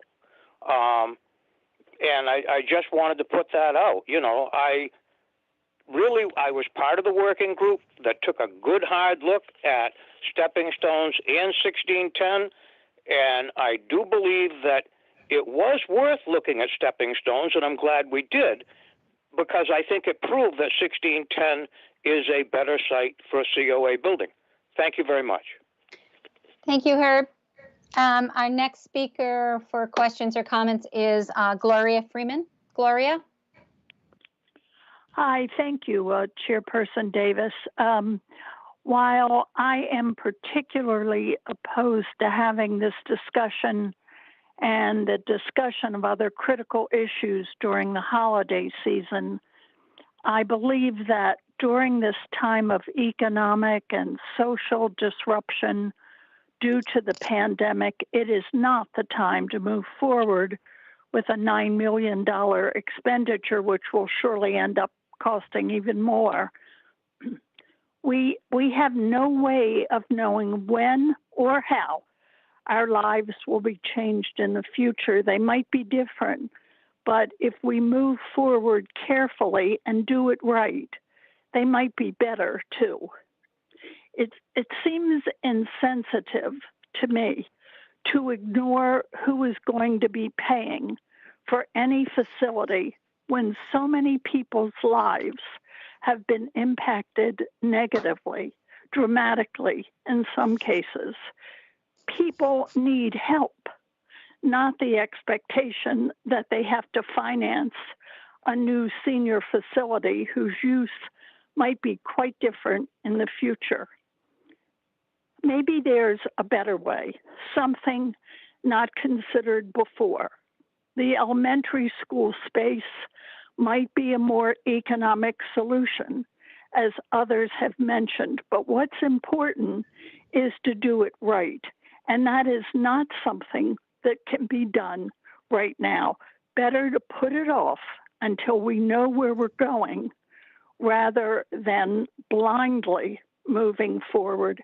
And I thank you. Thank you, Gloria. Okay, our next person is Judy Hanlon. Judy, welcome. Thank you. As you know, I'm president of the Friends Board of the Chatham Council on Aging, and I'm asking the selectmen to please move forward with this much needed COA project. We've had delay after delay after delay. And as for the impact on the town, I understand with the COVID, I understand about economic impact, but we're talking years down the road for this project to be constructed, built, and finished, 3 years at least. Hopefully we're well past COVID, and I think worrying about the impact on people now for a project that won't be done for a couple of years is not reasonable. So please move ahead with this project. Please keep it on track. That's for the 1610 Main Street, which I fully support. Thank you, Madam Chair. Thank you, Judy. Okay. Frank Messina. Frank? Yes, I am. Sorry, I apologize. I was a little late. After a couple of speakers gave such dire predictions, I ran outside in my back deck and I looked up and the sky's not falling. I mean, I've never heard such a dim prediction of the world by a couple of speakers. I think we have to be realistic. Yes, there is a COVID. Yes, there is a disruption in our lives, but the world is moving forward and it will move forward. And I just absolutely were astounded and not astounded, but so pleased to hear each and every one of the Board of Selectmen support the current elementary school, and the short-sighted knee-jerk reaction to let's convert it into senior center. I usually like the Chronicle, but I can't believe Tim and those guys what they were thinking. Of course, it should be looked at, but you know it's going to take 5 years, 6 years before a decision is made about the elementary school, and to put the senior center, especially the 1610, on hold for years while we diddle about the elementary school is just irresponsible. I also applaud the members of the board, to reiterate their current support and previous decision to support 1610 Main Street as the ideal solution for the Council on Aging. I agree with Mr. Best that stepping stones is dead. Let's not waste any time or money. And you guys got a tough decision to make here. I personally thought the bid in hand or some pre-planning would be the best way to go. And I still think it is, notwithstanding the price tag, Mr. Pomeroy, of $600,000 or $700,000 to do your design and planning. I assume by that design, it means a detailed design and you're ready to start construction rather than an estimating design, or at least a better estimated design than what you came up with the last time. So again, I support the board. I commend you for your work and this kind of a session where you can actually talk out and listen to each other and listen to the Republic. And thank you very much for your efforts and your service. I think the community is behind you, and I think the town will support you in a decision at town meeting. If not in May, then maybe in the fall of 21. But I implore you to move forward. Thank you. So I guess the question was, with the bid in hand process, is it a full design? Yes. Madam Chairman? Yes. Yes, this is Rick Pomeroy. Yes, in the bid in hand approach, all of the architectural design services are expended to create a set of documents that can be put out for public bid and award a lump sum fixed contract. So there's an extensive amount of work that goes into that architecturally and engineering wise to complete that work in order to get in accordance with Chapter 149 bidding procurement regulations to complete that and put it out to bid. Yeah, I understand. So it's a conforming bid, and it's about 500 pounds of paper for each of the trades to go out and do the bidding. And there's nothing in between to get up with say an 80% confidence level in your numbers versus what you have now.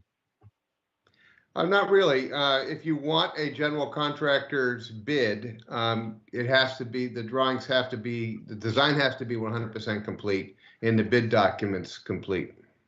Thank you very much. I do appreciate the clarification. Thank you, Frank. Mr. George Myers, you're next.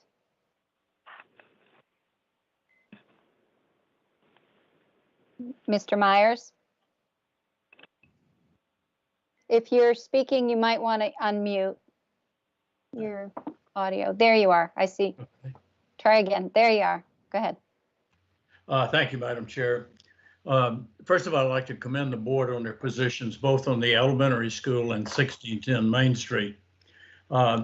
15 years ago, Chatham recognized that the existing Stony Hill Road Senior Center was inadequate to serve Chatham's rapidly growing population of seniors.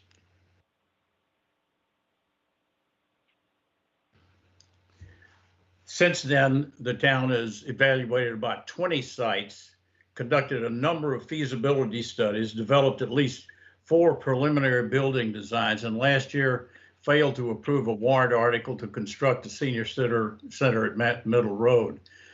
Meanwhile, seniors are still waiting, and some of them may never see a new senior center. 10 years ago, the Council on Aging gave up a capital construction project in favor of the new Depot Road Fire Station. After 15 years, it is time to make a final decision on a site, and 1610 Main Street in West Chatham is by far the best location for so many reasons. That $1 million parcel has been generously donated to us, and as the saying goes, we should not look a gift horse in the mouth. The recently proposed school property sites have so many obstacles to overcome, the most important being their lack of availability and the foreseeable future. 1610 Main Street is ready and waiting now. Although COVID-19 interrupted construction of a new senior center because of financial concerns, Chatham has successfully weathered those concerns, and with the new vaccines now being distributed, it will also weather COVID-19. Some folks have complained that West Chatham is not the best place for a senior center because seniors will not be able to safely navigate traffic in the new roadway and the roundabouts. The Council on Aging staff and the COA Advisory Committee have carefully considered that issue and still prefer 1610 Main Street. And certainly they understand the capabilities of the seniors they serve far better than the rest of us.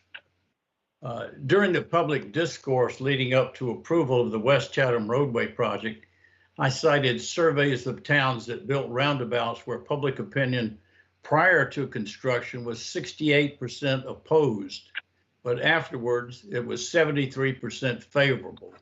Those surveys also found that after construction, about 2/3 of senior drivers 70 and over were in favor of roundabouts. Because of cost and borrowing escalation, I am hopeful that at its next annual meeting, the town will appropriate funds for designing and constructing a new senior center at 1610 Main Street in West Chatham. Thank you. Thank you, Mr. Myers. Okay, our next person is Carol Gordon. Carol? Hi, thank you very much. If I recall correctly, at our last town meeting, it was decided to look at both sites, 1610 and Stepping Stone. So, and then present the details and vote again at town meeting.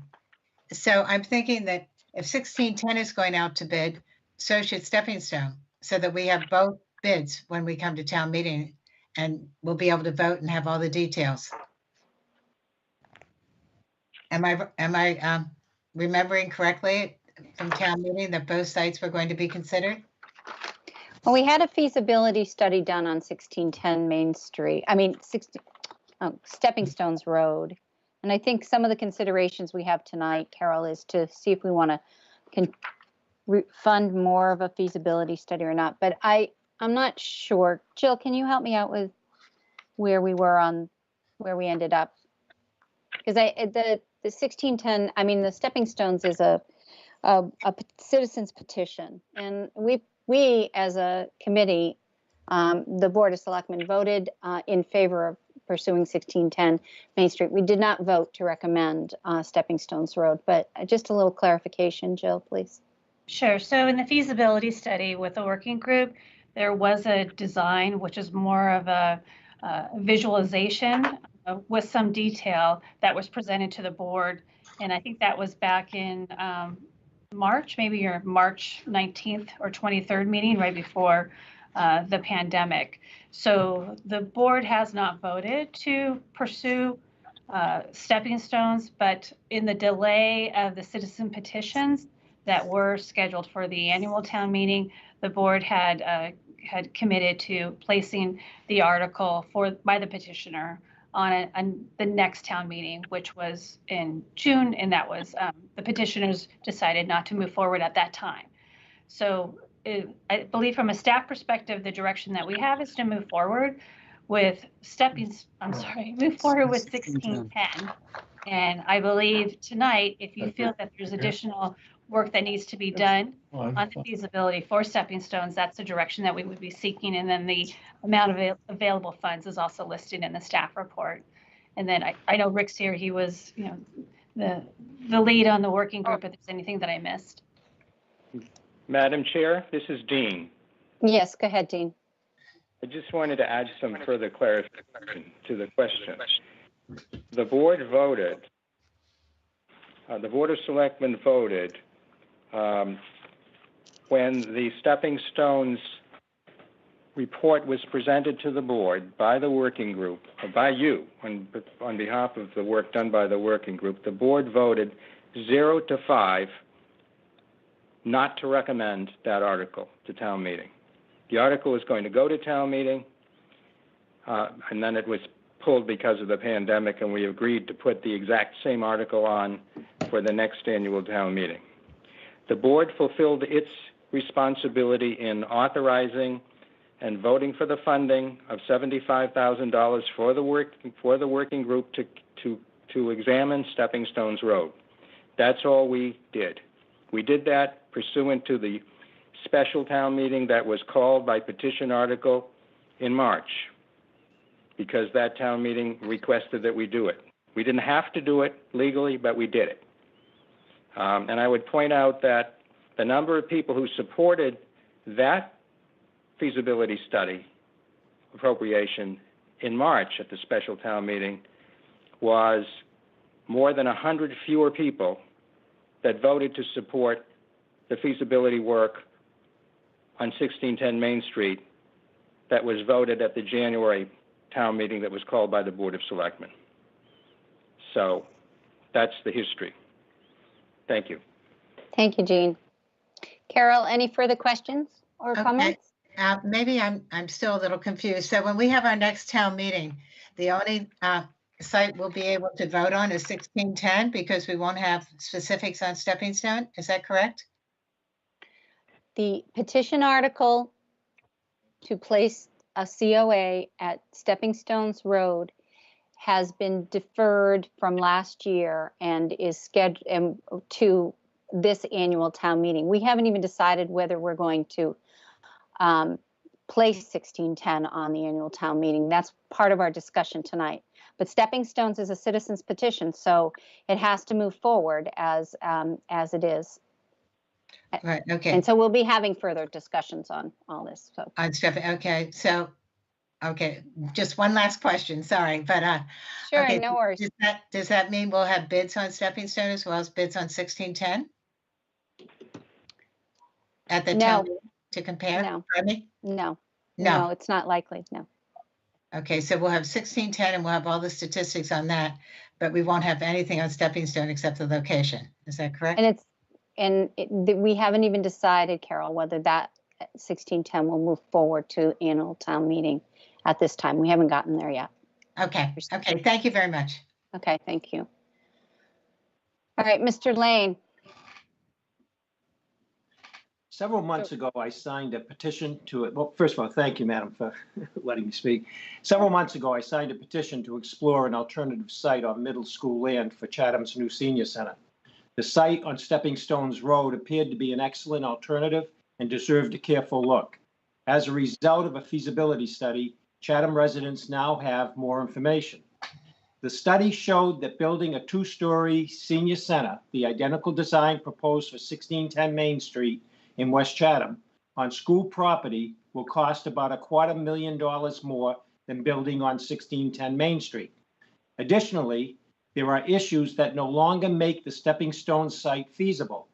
For safety and traffic reasons that seemingly have merit, residents on Stepping Stones Road oppose putting an 11,000 square foot building and a 55-car parking lot in their quiet residential neighborhood.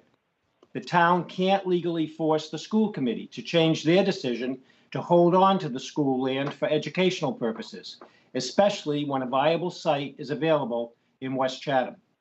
When I signed the petition to explore the site on Stepping Stones Road, I was not unhappy with the West Chatham location and design for a new senior center, but I believe that the middle school location offered possibilities that should be looked at.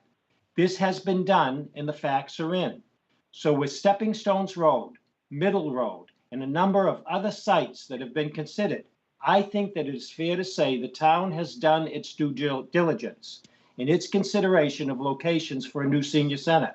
And I suppose that even includes use of the elementary school. So without sounding insensitive, it is time to decide and move on. With more than half of our year-round residents over 60, Chatham seniors need a modern facility capable of housing vital services and programs unique to seniors.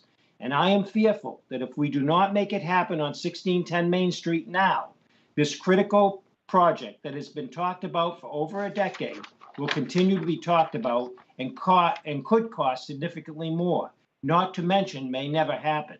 Supporting a senior center on 1610 Main Street is not a compromise, but a good idea in its own right. It's a good idea, I would say, financially, particularly at this time. It's a good idea that enhances the revitalization of the village center in West Chatham. And it's a good idea because irrespective of location, most of Chatham's residents are united in the belief that our seniors deserve a new senior center. Thank you. Thank you, Mr. Lane. Okay, so I'm going to ask if there's anybody that hasn't had 3 minutes to come and ask questions, if they have any further questions, and then I'm going to turn it back to the board for continued conversation here.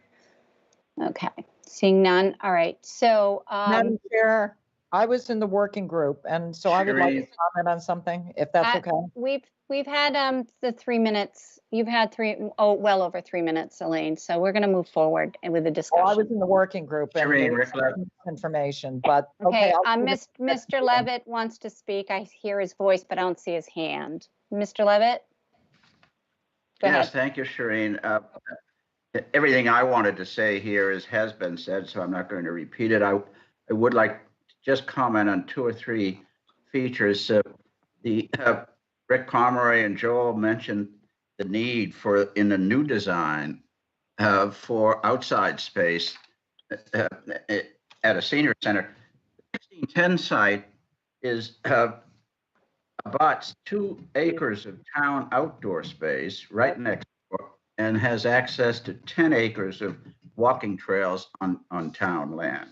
So 1610 is quite appropriate to provide that kind of outdoor space. One other point I wanted to make is there really is no reason to postpone building a modern senior, other than the fact that some in our community are a little concerned. But town finances have never been better. The new short-term rental tax raised nearly $1 million for the town in 3 months alone this summer. The town's real estate tax base is large and growing, thanks in part to seniors retiring to Chatham. Interest rates are at historic lows today. Modernizing our senior center will cost taxpayers more money the longer we delay. If needed, we can a phased approach that has been discussed. But we need to move forward The longer we delay, the costs go up, and the longer we delay, opponents of a senior center anywhere in town are going to come up with all kinds of other objections. And now finally, when a more suitable West Chatham site has been generously offered to the town for a senior center, refusing this generous gift is irrational at best and amounts to throwing away more than $1 million of tax. Thank you. Thank you, Mr. Levitt. Anybody else want to speak? Okay, I'm not hearing any. I'm going to pull it back to the board now. And so we don't have to take any action tonight. We obviously are going to prioritize some of our the capital projects in 2 weeks or on the 29th. But I do, but I'm willing to take, any action that the board wishes to do right now. We had 3 things on the table to consider tonight, whether to fully fund, go to annual town meeting with a fully funded approach to the center, to look at a bid in hand approach, or to postpone the project until 2023. The other piece that staff is looking for direction on is feasibility, continued feasibility, or additional feasibility study for stepping stones, which in our packet, I think Jill had mentioned the amounts in hand. I don't know if it was a lot of money per se, but I'm gonna see what everybody has to say right now in moving forward. Peter. Thank you, Madam Chair. First of all, I don't think, given our vote previously and the over $200,000 difference, that we should consider spending any more money on stepping stone. I was also in the working group, and we won't go into that. I just don't see us moving ahead with that, and to me, it'd be a waste of money. I'm still talking to myself about whether we should proceed with a bid in hand or full. I'm leaning more towards having a full bid proposal, and I'd like to hear some more before we decide on whether or not we're going to put it on this year's annual town meeting. And I'm sort of leaning that way. Rick made I'm glad you clarified the fact that that's a full engineering drawing for the $695,000, and what you have is a biddable package, and we'd have an amount that we could bid on. But I'm still worried about having to, given the way things get delayed around here, having to go through 2 town meetings on it. There's always the next best place to go to, and it always looks better until you start getting into looking at what it's going to take to renovate a building.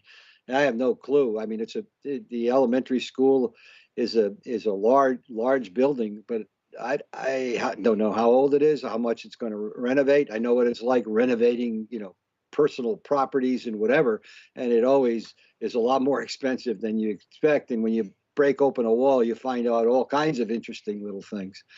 So I'd like us to delay a decision if that seems reasonable, and not to decide tonight whether we want to go full ahead with 1610 in the June timeframe. But I'm sort of leaning in that direction.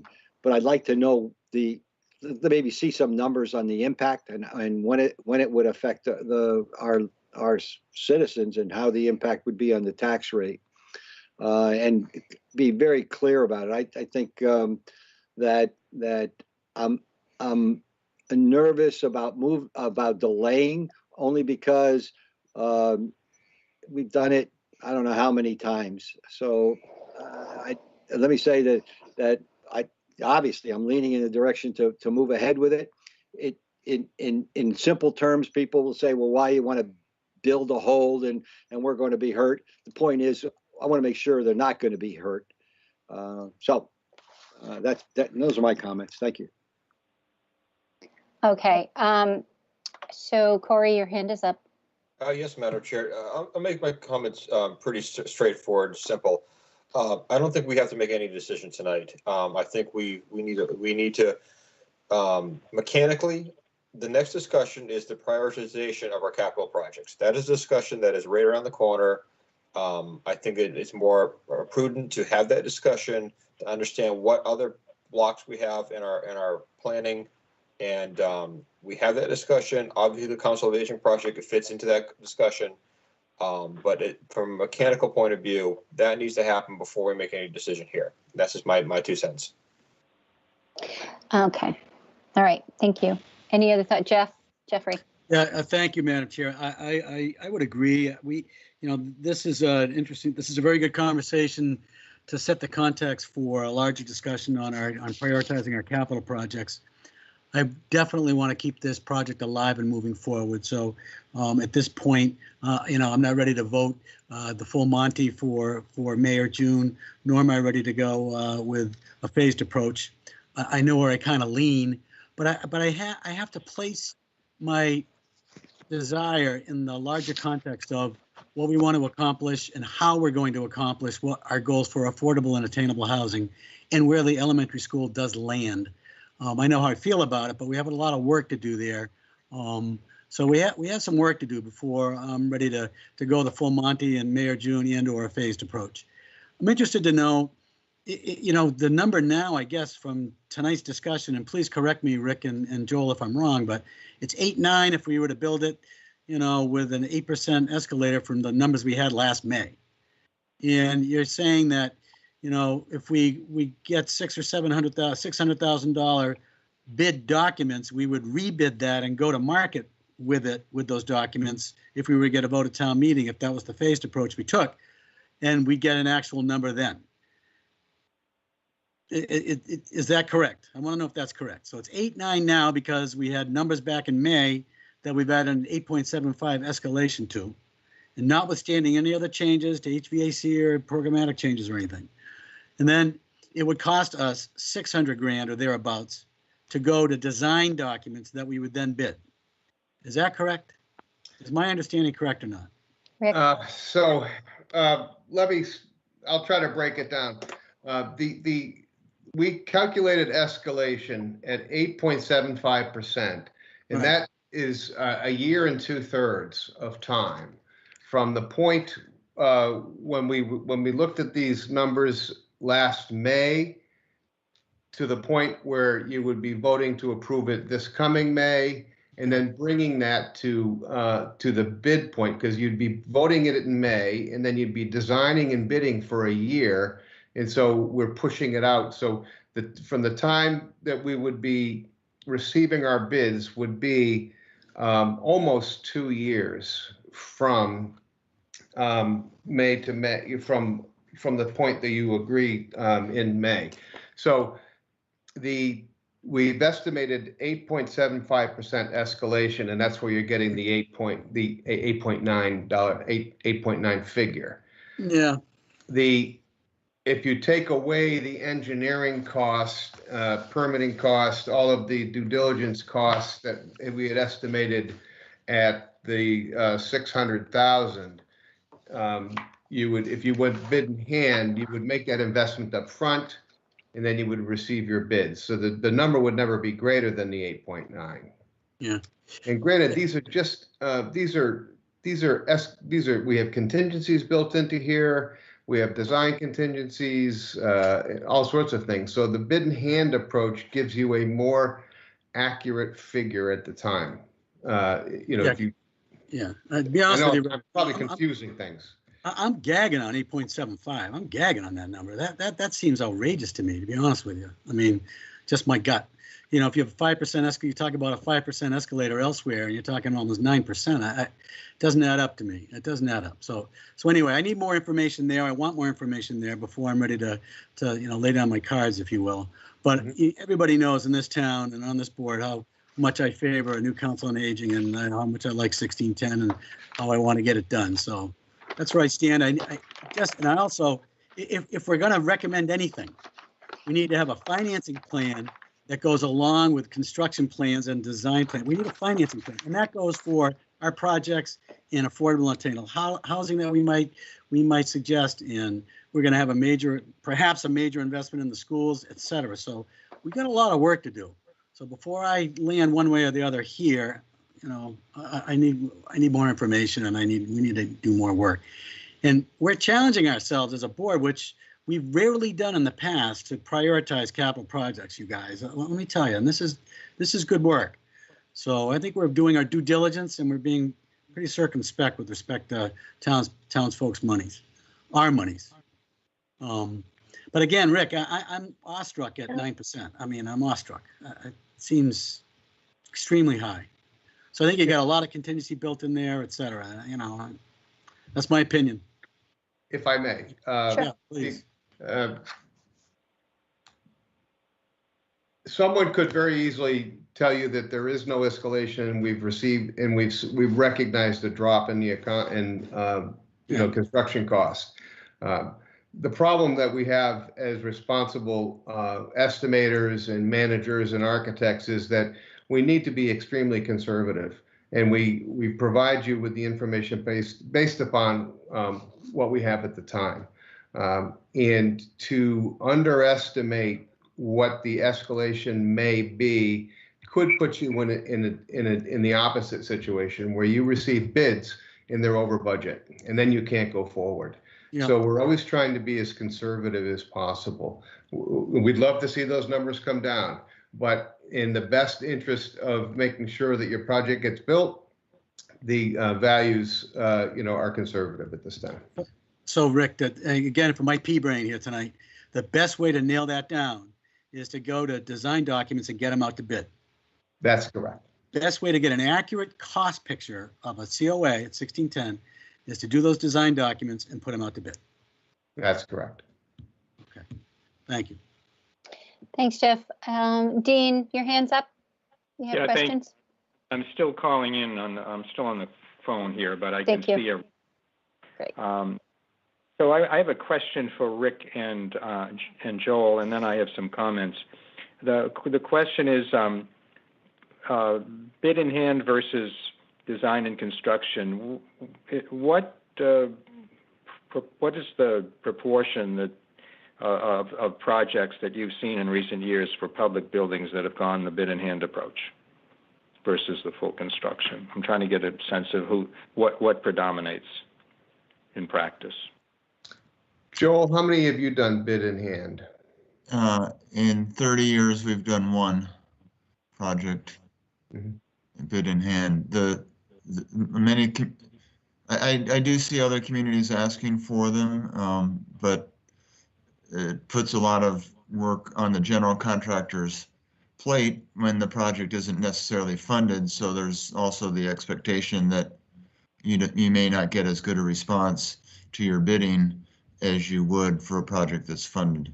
Mm-hmm. And we've had 2 in 20 years. And is bid in hand subject to a lot of change orders once you get into construction? The quality of the documents is no different in either approach. Yeah. Well, thank you for that. I think as Jeff was talking about a financial plan, I think that goes along with what Alex was saying earlier. Whatever we can come up with, in order to present this to town meeting, so the voters have a clear understanding of when the hit takes place, right? We need to have Alex lay out the impact per year on each on the tax rate going forward. I'll try to address the questions that, Madam Chair, that you asked and that the staff is looking for. I think we should defer a decision on whether we place 1610 on the warrant for the annual town meeting, whenever that takes place, until March, when we would be finalizing the warrant. That gives us the opportunity to have addressed some decision-making on prioritization of capital projects, which we're about to take on, which we've been talking about. And we'll also be in a better, somewhat better position in terms of understanding the impacts of the pandemic. We will have had several months of vaccination, and we know that in the March-April period, the talk is that the second group is going to be vaccinated, people over 65, like some of us are. I think based on the responses I just got, I tend to favor the full design and construction. I appreciate, Peter, you're bringing the bid in hand concept forward for consideration, but the more I hear about it, the less appealing it seems to me, just as it seems to you, I guess, at this point. I think that I've already spoken pretty directly about Stepping Stones Road in terms of not wanting to spend any more money on it, but I will say, whenever the annual town meeting is held for 2021, the selectmen have committed to putting the Stepping Stones Road petition on that warrant, and that should be done, whether 1610 goes on that warrant or not.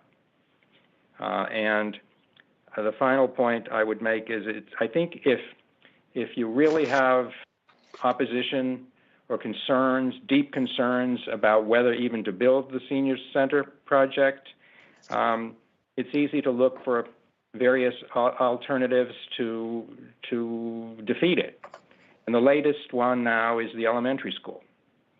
And I think that that kind of thinking, I think, is injurious to the future of education in the town of Chatham. And I don't think we should let concerns about the elementary school's serious issues, which they are, sink the senior center. So I think we need to do everything we can to keep an elementary school in the town of Chatham. And we're going to have more discussion on that.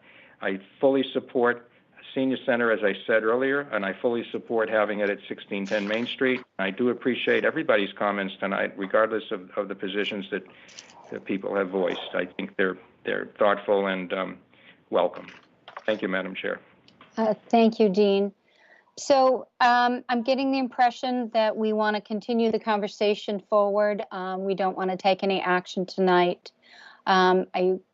We fully intend to be talking about capital projects in 2 weeks, elementary school next week. And this is part of our budget process. And I think Dean framed it up rather nicely in consideration. We have some questions. The financial plan is important to all of this. And who knows? I mean, we don't know if we even are going to have an annual town meeting in May. So I think it would be prudent of us to keep the conversation going and answer as many questions as we can in the process. Is there any final thoughts from the board? Anything else that we need to discuss in this matter? Jill, do you have enough information to go forward? Okay. Yes, I'm all set. Thank you. Okay, so I do appreciate everybody's comments and emails that we've heard over the weekend, actually. We seem to have quite a few come through, and appreciate Rick and Joel's attendance tonight and being able to answer questions. We thank you very much for your time and energy on this. And I appreciate all the questions that the board has certainly asked. I think we've painted a better picture about where getting some of the answers to our questions. And that was the intent for this evening. So without further ado, I think we should I'm asking for a motion to adjourn the meeting for tonight. Madam Chair, I move that we adjourn. Do I have a second? Second. Okay, I'll take a roll. Peter Kokolas. Aye. Jeff Jenkins. Aye. Corey Metters. Aye. Dean Castro. Aye. And the chair says aye. So that concludes our meeting this evening. I want to thank the staff and town manager for preparing everything for us this evening and for the backroom support that holds these team meetings together. So everybody stay safe in the storm. It sounds like it's downsizing a little bit for Chatham, more rain than snow, but stay safe, everyone, and keep wearing your masks. Okay. Yep. Have a good evening. Good night, everyone. Good night. Thank you. Bye-bye.